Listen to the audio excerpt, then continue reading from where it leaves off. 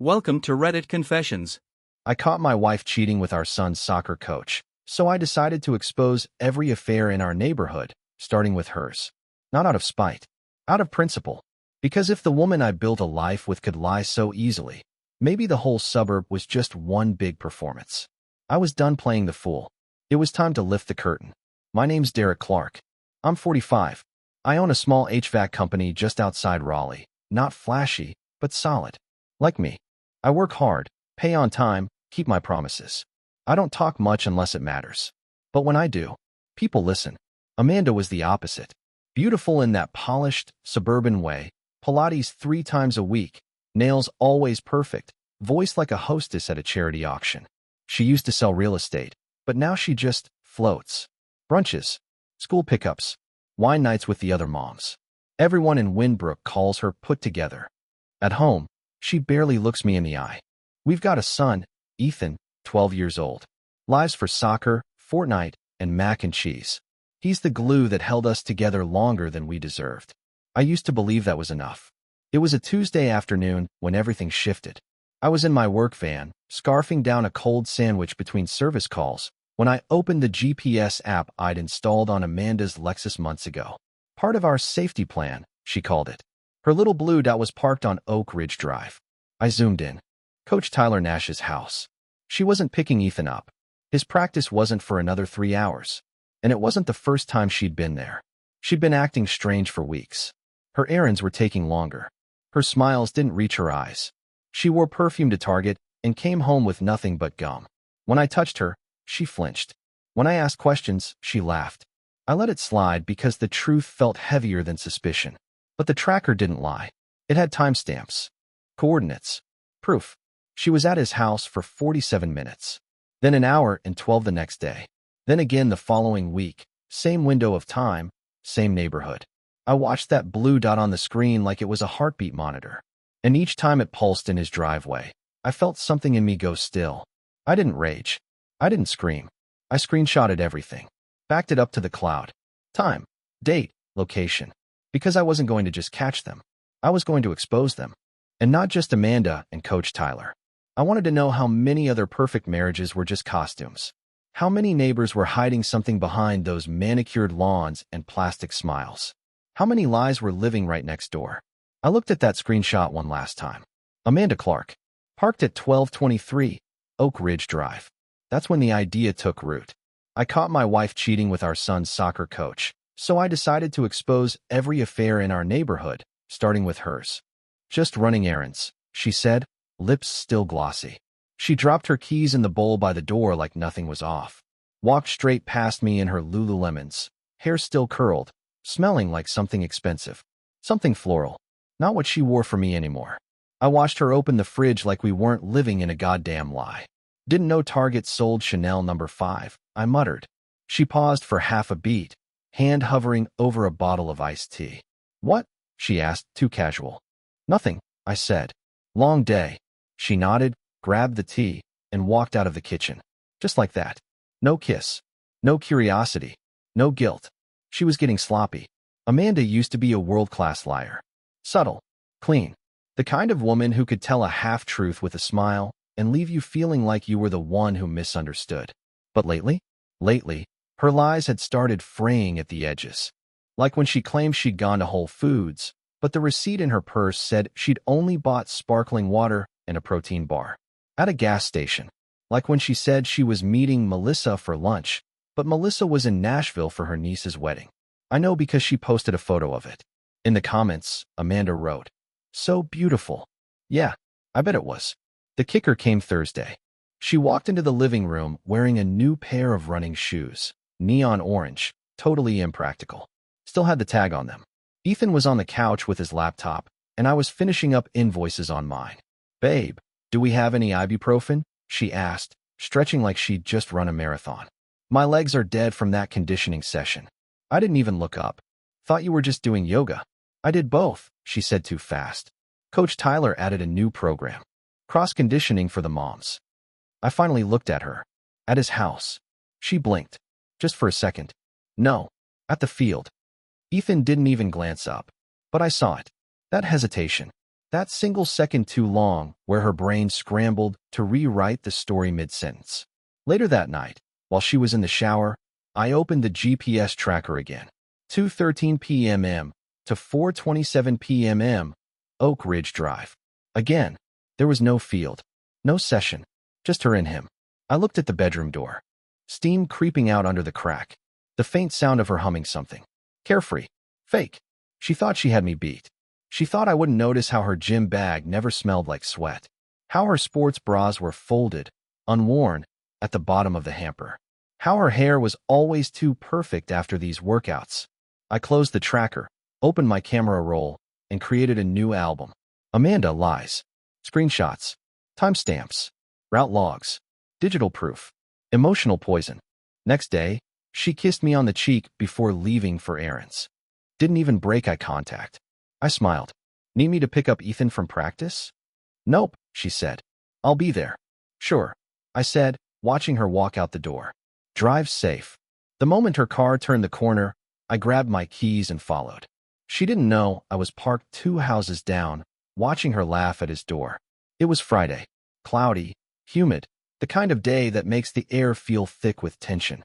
Amanda had left the house in her workout outfit, tight black leggings, new orange sneakers, and a sports bra barely concealed by a loose tank top.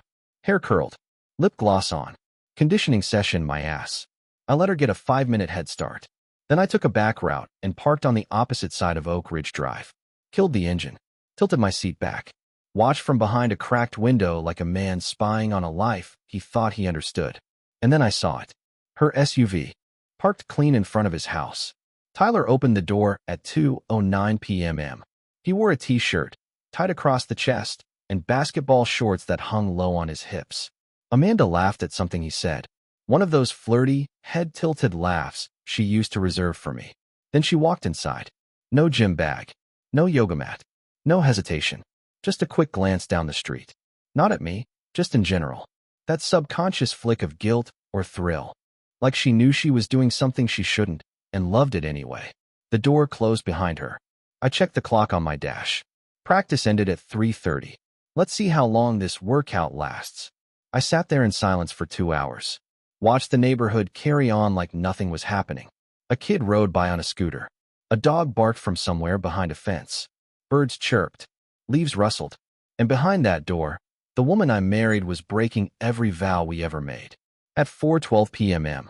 she came out. Her hair was messier, lipstick smudged.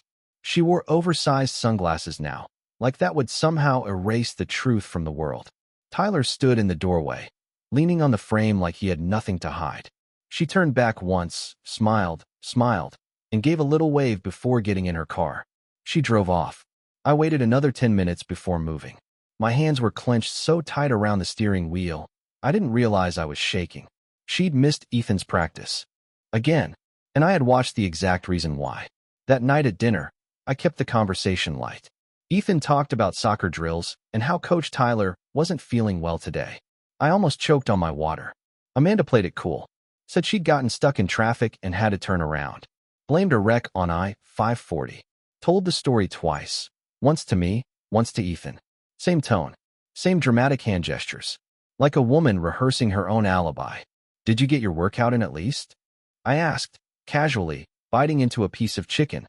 She looked up, just for a second, then smiled. Yeah, it was intense. I nodded. You're glowing. She laughed and leaned over to touch my arm. Maybe it's working, she said. I smiled back. But inside, I was already building the next part of my plan. Coach Tyler, right? I said, shaking his hand harder than necessary. It was Saturday morning, a makeup game for last week's rainout. The field was packed with lawn chairs, tumblers full of wine disguised as Gatorade, and dads pretending not to hate their lives. Amanda was running late. Again, so I showed up early.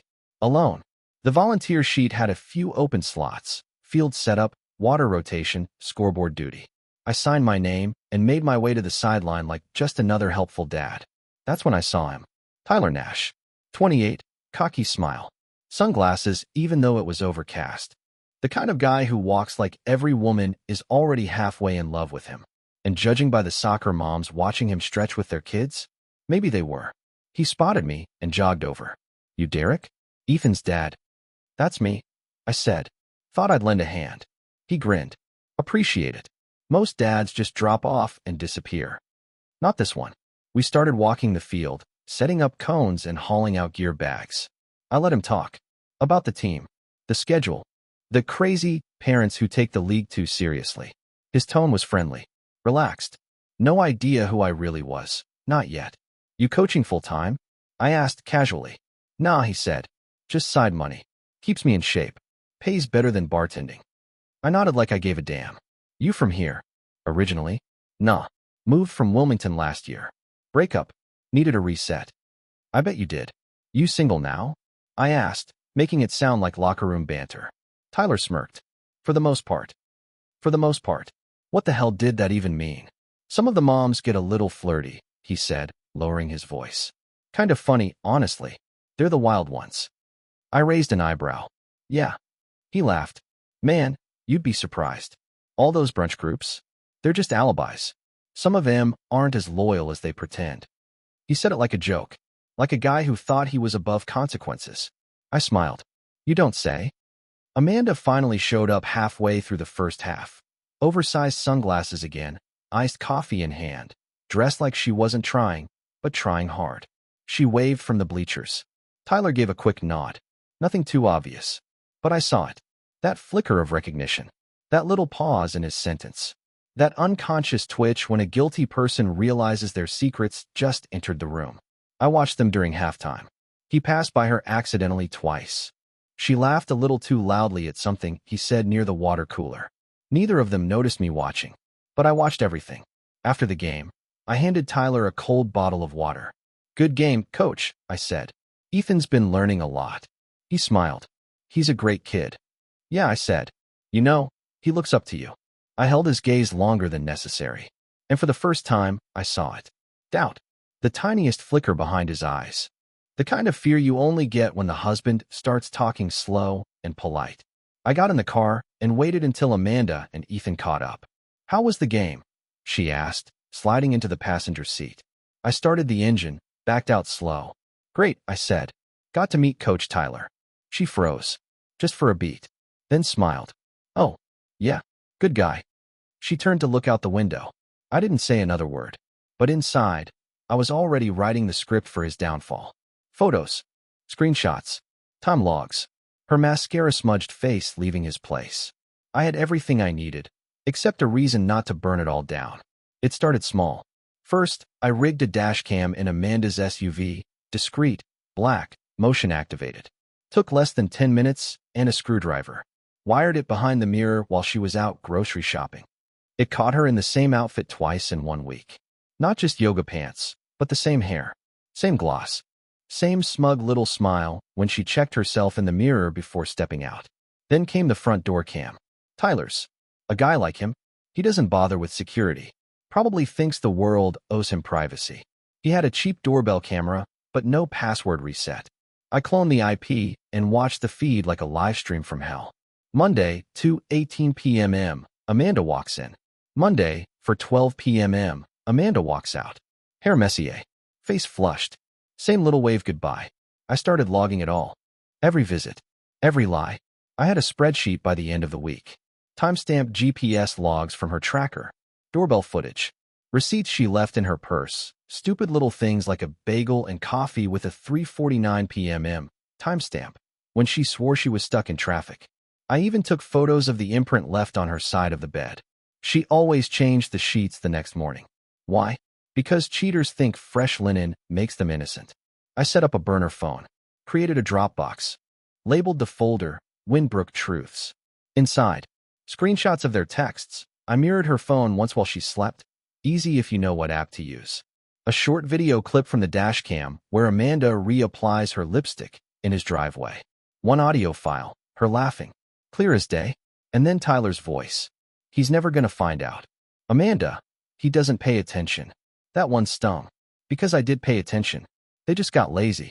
One night, while Amanda was upstairs brushing her teeth, I sat on the couch scrolling through the footage again. Not out of masochism. Out of necessity. You watch it enough times, you stop seeing your wife. You start seeing the lie. She came downstairs in her robe, holding her phone. "What you watching?" she asked, casual. I turned the screen off with one click. "Just some HVAC videos. Training stuff." She nodded. "I'm gonna go read. Love you." I smiled. "Love you too." She walked away. I watched her leave like a stranger I used to know. After she went to bed, I uploaded everything to the cloud. Triple backups. USB hidden in my tool chest. Another mailed to AP. Oh, box I kept for paperwork. Because evidence doesn't cheat. People do. And now? I had the kind of proof you don't argue with. You don't spin. You don't cry your way out of. If my wife could do this, who else was dirty in this town? That thought hit me somewhere between rage and clarity. One minute, I was replaying Amanda's laughter in that video. The next, I was scrolling through the Windbrook neighborhood Facebook group, reading posts about lost dogs and bake sales, written by people I knew were hiding secrets. Amanda wasn't just a liar. She was one of many. The whole suburb smelled like bleach and infidelity. That night, I opened my laptop and bought a domain name. Confessions of the Suburbs. Calm. No names. No logins. Just a clean black screen with one button. Submit anonymously. Below it, tell the truth. Expose the lies. We're all watching. I built it in a day. Encrypted server. Disposable email relay. I even added a tag your neighborhood feature, just to make sure the drama stayed local. Then I created a burner Reddit account, a fake gossip Instagram, and one post on Facebook using a profile with a stock photo avatar. Ever wonder what your neighbors are hiding? Visit Confessions of the Suburbs. You might see someone you know. You might be someone others already know. I hit publish. Then I went back to the site and uploaded the very first confession myself. Anonymous submission number 001. Amanda Clark and Coach Tyler Nash, Windbrook Soccer. 10+ daytime visits. Text messages exchanged during team practices. GPS data placing her car at his home during school hours. Doorbell cam footage available. Marital status, married with child on the team. Coach status, resigned 2 days after rumors began. More to come. It went live at 11:43 p.m. By 12:07 a.m., the site had 300 hits. By 8 a.m., it had 4,700. By noon, I'd received 8 new anonymous submissions, 5 of them from Windbrook. One even came with screenshots. Apparently, Amanda wasn't the only perfect wife, slipping off rings and showing up where she didn't belong. And the best part? Tyler had no idea what was coming. At 3 p.m., the neighborhood Facebook group caught fire. OMG, who's Amanda? Is this about Windbrook Soccer? Wait, someone posted about Karen and the yoga instructor too. I watched Amanda scroll through her phone at the kitchen counter that evening, confused. Her brows furrowed, lips pursed. "This is wild," she said, turning her screen to me. "Someone made a website. People are leaking affairs." I acted surprised. "Seriously?" "Yeah," she said, half laughing. "It's like Desperate Housewives meets Dateline." I shrugged. "Guess people are bored." She laughed again. But I saw it, just a flicker. A pause between breaths. Like a match had been lit in a room filled with gasoline. At dinner, Ethan asked why Coach Tyler quit the team. Amanda nearly choked on her wine. "He didn't quit," she said too quickly. "He's just taking a break." I looked at Ethan.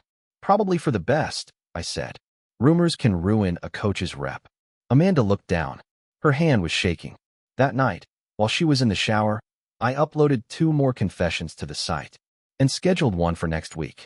Because once you start exposing secrets, it's hard to stop, especially when they're everywhere. OMG, who's Amanda? Is this about Windbrook Soccer?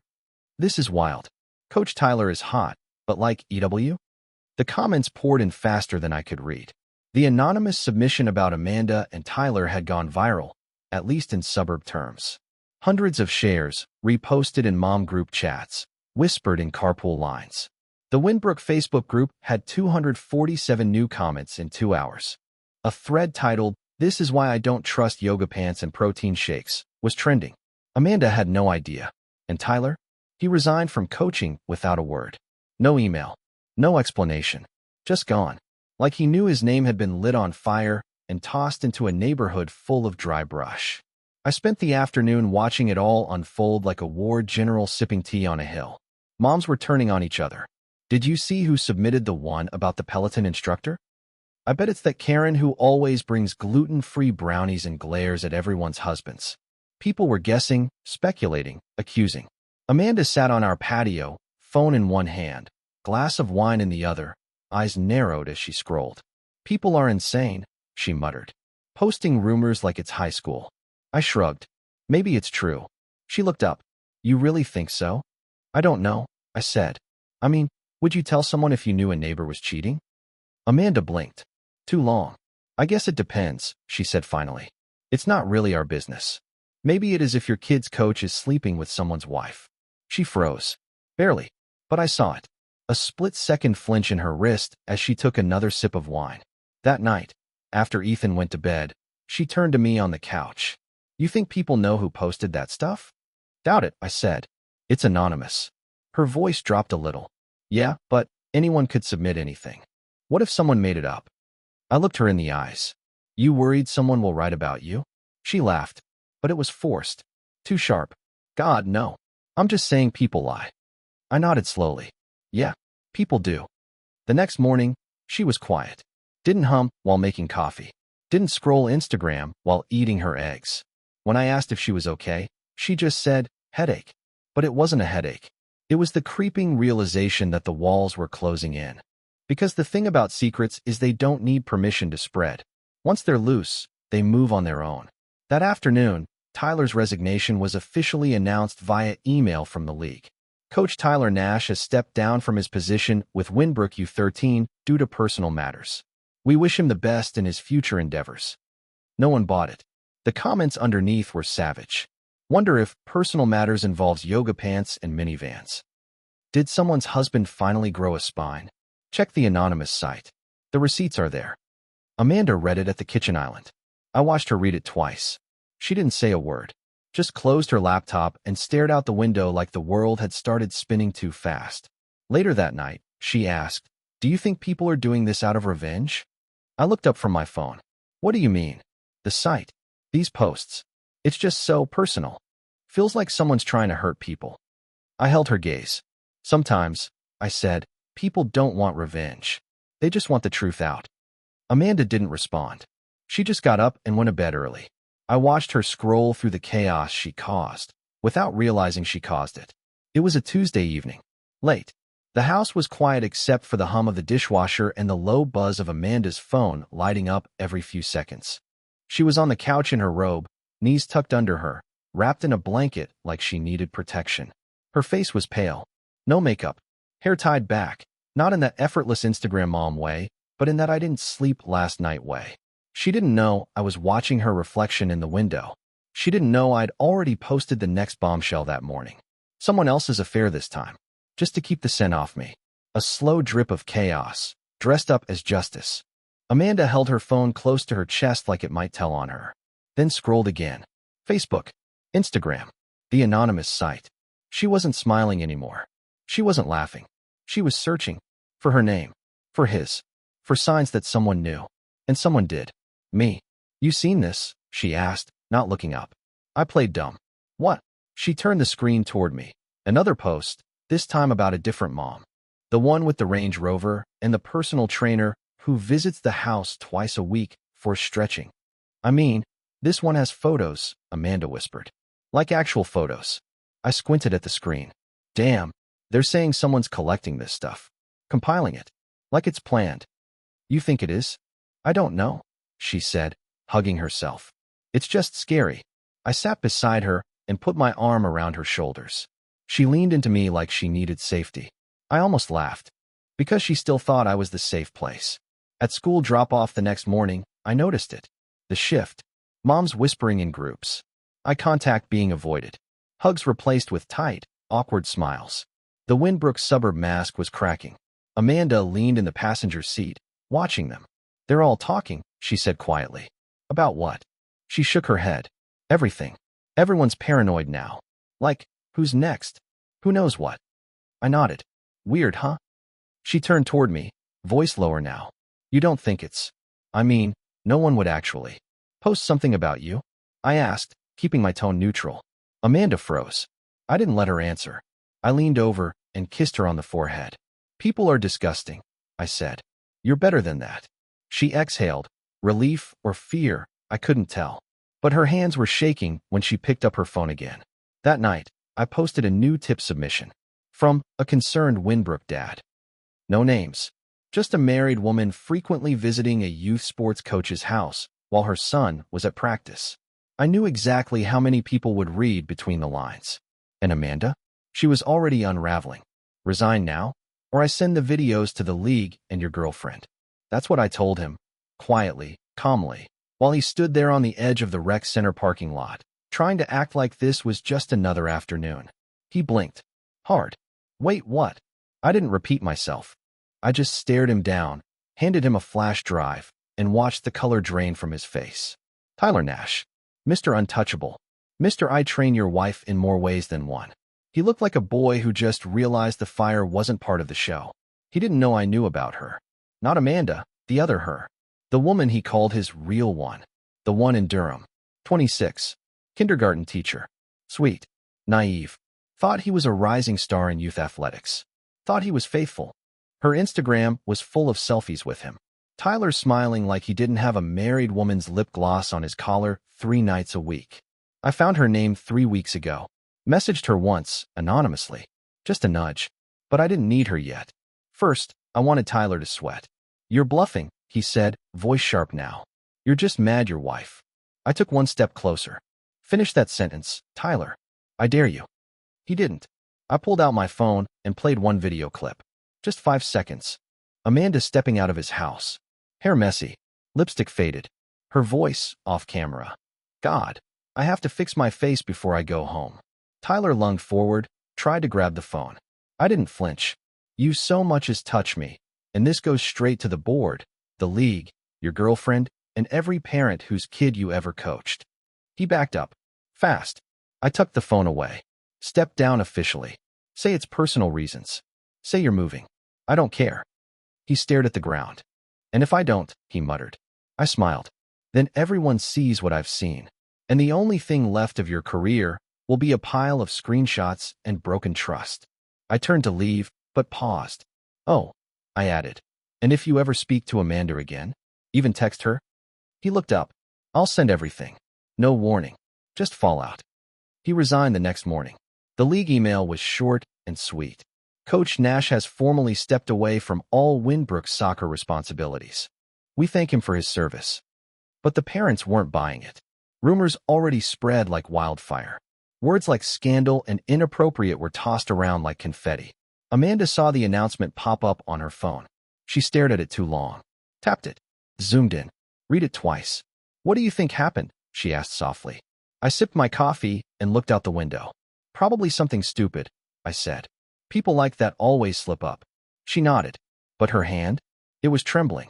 Amanda made me a special dinner. Candles. Cloth napkins. A steak she watched 3 YouTube videos to get perfect. Even made Ethan sit at the table instead of eating in front of his laptop. It was her peace offering. Her confession in disguise. I watched her cut her filet like it was a test. Like if she sliced just right, I'd forget what she'd done. She smiled. Laughed at Ethan's dumb story. Touched my arm when I refilled her wine. Fake affection wrapped in medium-rare tenderness. This wasn't love. It was guilt. And she thought it would be enough. After Ethan went to bed, she pulled out a bottle of wine and poured another glass. Can we talk? She asked. Sure, I said, like my world hadn't been burned to ash. She sat beside me on the couch, legs folded under her, bare feet brushing my jeans like we were still the people we used to be. I know I've been distracted lately, she said, voice soft. With everything. Stress. Practice. Us. I didn't speak. She took a breath. But I've been thinking a lot. About what matters. About this family. I turned to her slowly. You and me, she said, reaching for my hand. We've been through a lot. But I want to fix things. I need to fix things. Her eyes glistened, perfectly timed. And for a second, I almost believed her. Almost. But I knew what she didn't. That while she was putting on this little performance, the tip site was exploding. By now, it had over 60,000 visits. Posts coming in from every corner of our perfect little suburb. The tennis coach who got a little too close with his doubles partner. The stay-at-home dad whose contractor wasn't a contractor at all. The teacher and the PTA mom. The realtor and 2 clients. Photos. Videos. DMs. Anonymous screenshots.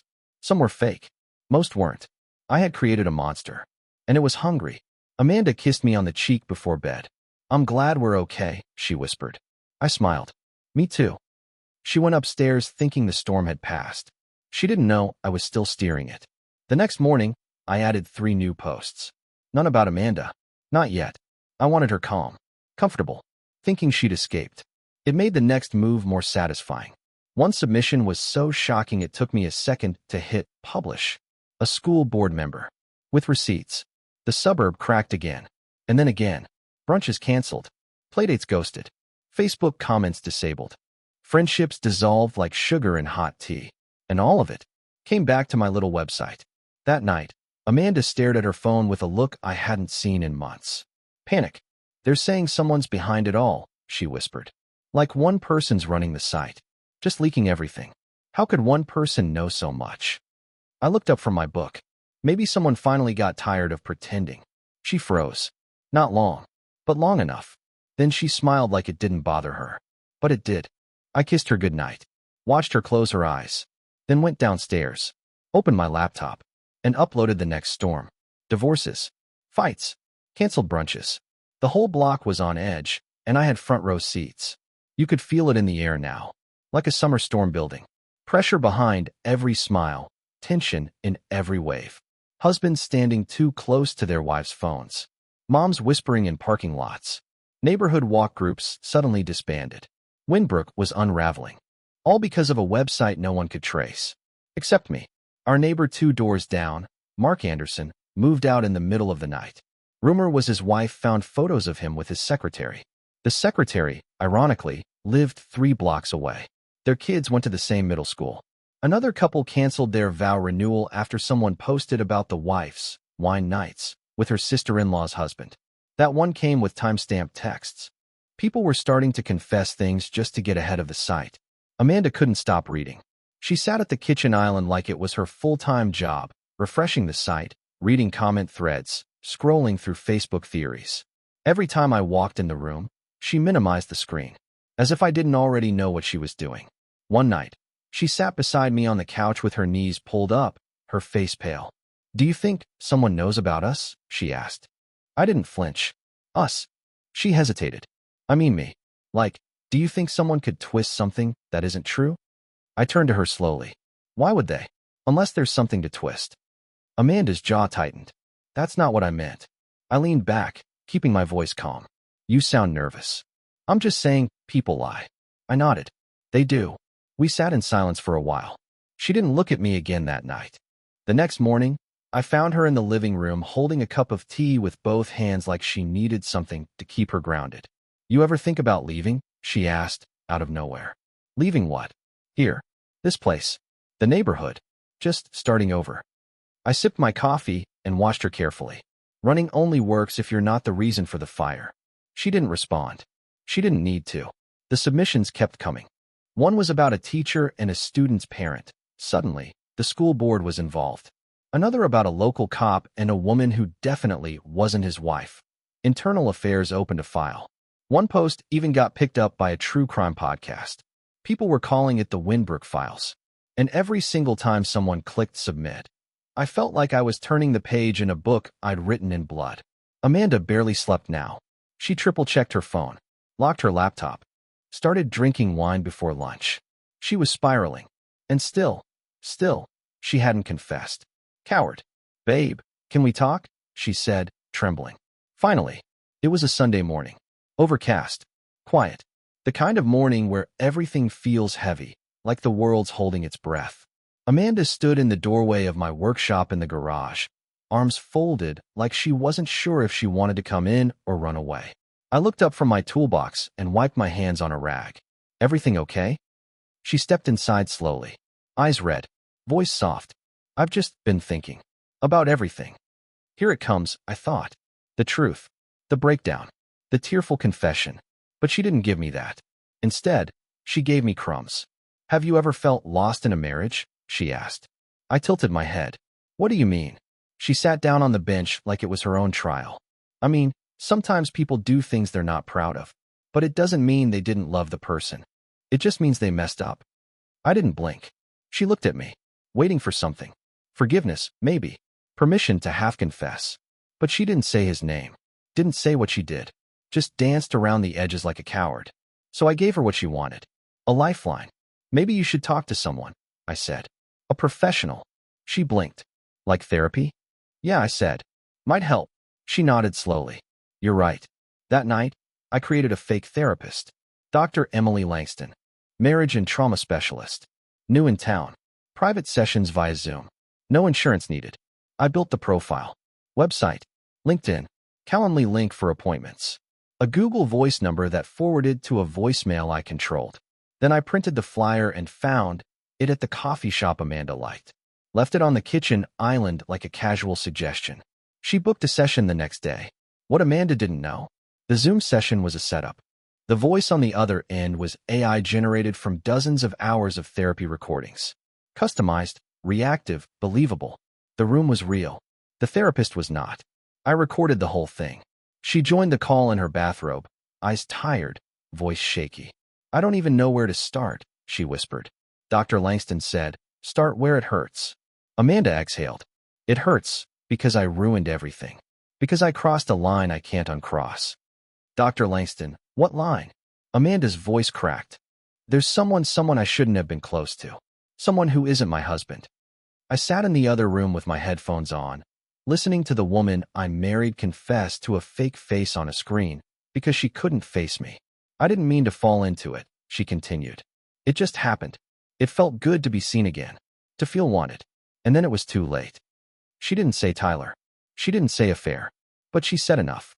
Enough for anyone watching to understand exactly what she'd done. After the session ended, Amanda wiped her face and went upstairs. I sat there in the dark, downloaded the recording, clipped the most damning 2 minutes, uploaded it to the site. Title: Cheating Wife Confesses to a Fake Therapist. Watch. Anonymous. No names. But anyone in Windbrook with a functioning brain would know. The robe. The voice. The implication. It was her. You knew. You knew the whole time. She stood in the doorway, holding her phone like it burned. Eyes wide. Mouth open. Pale like a ghost who finally realized she'd been haunting herself. The video had exploded overnight. People didn't even need names. They already knew. The robe. The kitchen backsplash behind her. The crack in her voice. The way she said, it felt good to be seen again. It was Amanda. And Windbrook turned on her like vultures spotting blood. Someone tagged the house in a post. Someone else linked an old photo of her from Ethan's soccer banquet. Compared the voice.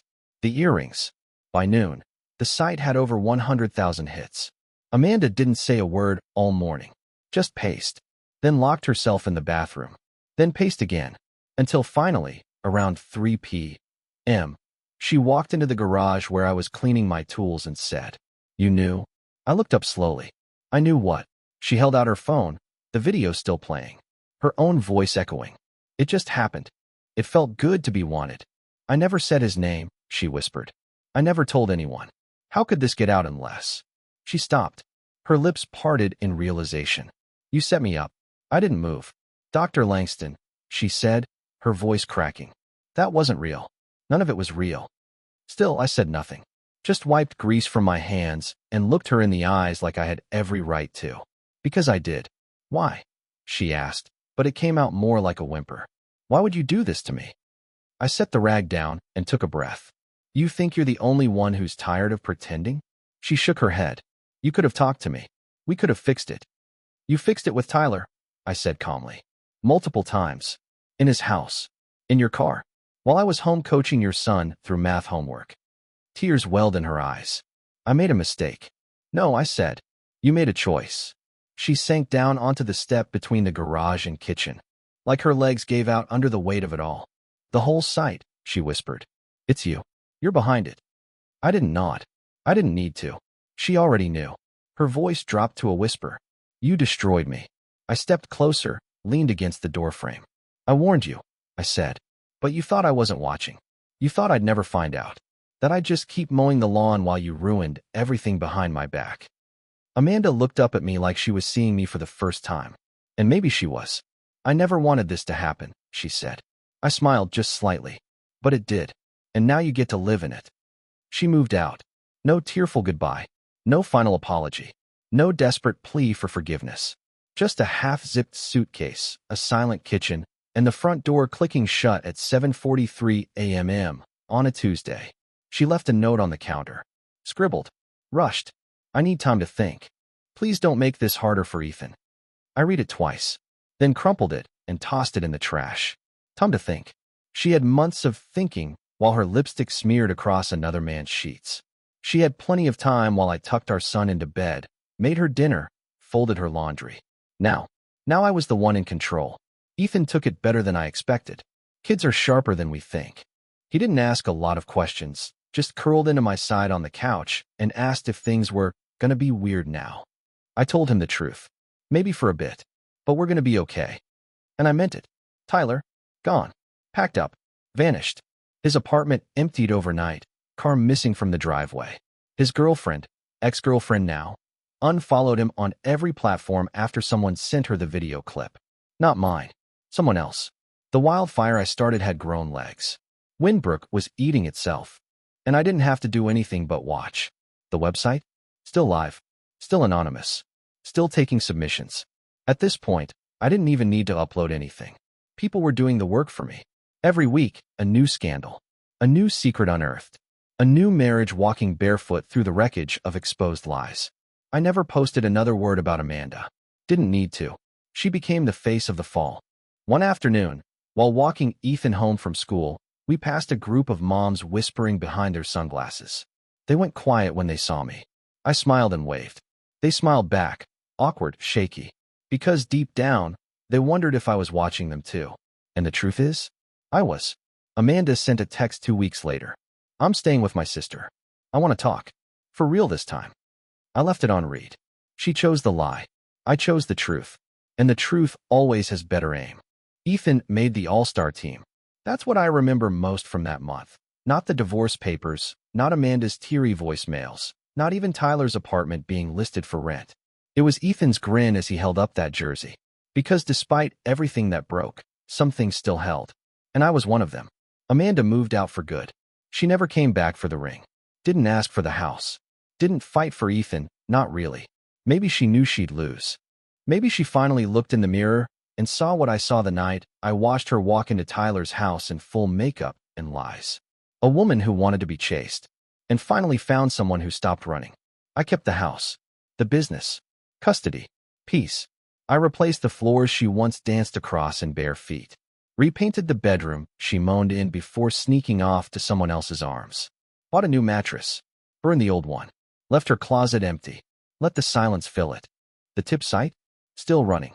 Still growing. Now it had its own nickname. The neighborhood purge. Some hated it. Called it toxic. Dangerous. Others called it justice. A mirror people couldn't avoid. And me? I never admitted it was mine. Never had to. The mystery made it stronger. The fear made it powerful. Sometimes I get messages. Thank you. Because of you, I finally opened his phone. She cried when I showed her the screenshots. A few threats, too. But they don't scare me. Because I'm not the villain in this story. I just gave people the proof they needed to stop pretending. I drive Ethan to practice now. Every week. And every time I watch him play, I think about the man who thought he could steal my wife and still coach my son. Gone. Vanished. A shadow in my rearview mirror. Sometimes Amanda texts. I don't answer. Because forgiveness is earned, and she never once asked for it with honesty. She just wanted to be seen. And now, the whole neighborhood sees her. They see me, too. Not just as the quiet HVAC guy with a strong handshake and a calm voice, but as the man who watched his world burn and learned to build a new one from the ashes.